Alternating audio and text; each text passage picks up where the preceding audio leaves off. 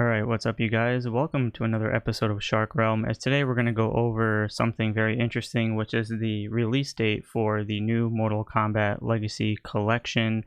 Now, for those who don't know, Digital Eclipse is creating a bundle of, well-known Mortal Kombat classic games to be all part of a bundle for you guys to enjoy for all the modern consoles, which is a good thing and slightly bad thing for me, because as someone who's a physical media collector, I believe this thing is mostly known to be a all digital format because, again, it's created by Digital Eclipse. Now, according to the description given through, I believe, xbox.com for this bundle, it says here that the release date for the Digital Eclipse Mortal Kombat Legacy Collection will be September 30th, 2025. So pretty awesome, pretty exciting. Now this game, or this bundle, does include a lot of signature classic Mortal Kombat titles, especially ones from the arcade like Mortal Kombat 4. But there are some titles that are missing, like I believe Mortal Kombat Trilogy. But let me just quickly make sure, because there are a good amount of titles here. So we have titles like Mortal Kombat from the 1992 game, the arcade, SNES, Genesis, Game Boy, and Game Gear.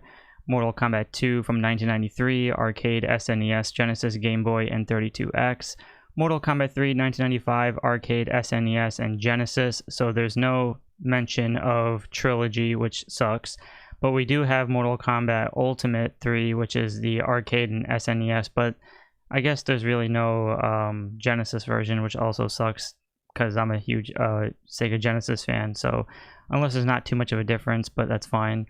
Mortal Kombat 4 from 1997 has only an arcade port, so there's no Mortal Kombat Gold, which kind of sucks because the Dreamcast versions did have additional characters included in there.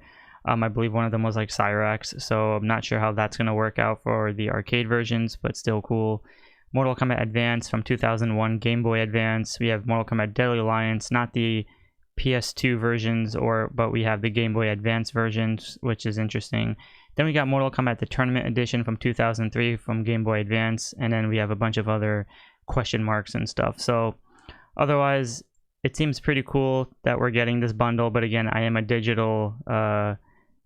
a physical media collector, so I am a bit bummed that I don't get to actually have these in my hand. But again, with this being digital, it's good for all the modern era collectors, or should I say modern era gamers, so that's cool. However, to quickly and briefly go over the other aspect of this video, which is the Mortal Kombat 2 movie sequel from Todd Garner update.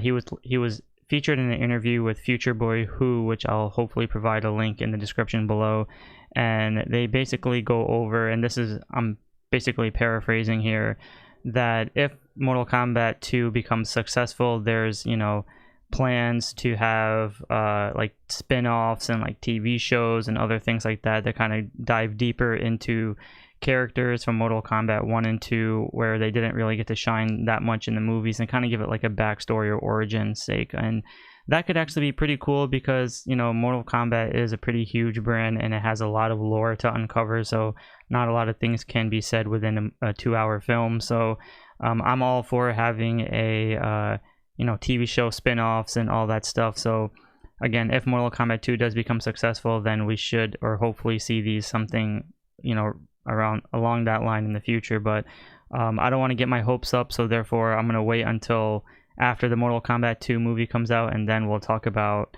the possibilities of these future spin-offs and other stuff like that. However, because if you guys have seen Mortal Kombat Conquest, the 1990, I believe, 7 or 1998 TV show, that offered a lot of great backstories, and as much as people hated or shitted on those or that series, that's probably one of my favorite Mortal Kombat series, just because it provided a lot of in-depth backstories to certain characters that didn't necessarily shine in the films, and this is excluding the video game. So if Conquest can do well, at least in my opinion, then I believe these other shows can definitely provide good backstories to characters like Hanzo and Bihan and other characters. So that would be really cool. Otherwise, again, I'm not going to get my hopes up, but we'll wait until the actual movie comes out and then we'll talk about it. Otherwise, I want to thank you guys all for watching. Be sure to give a like and subscribe, and I'll talk to you all in the next episode.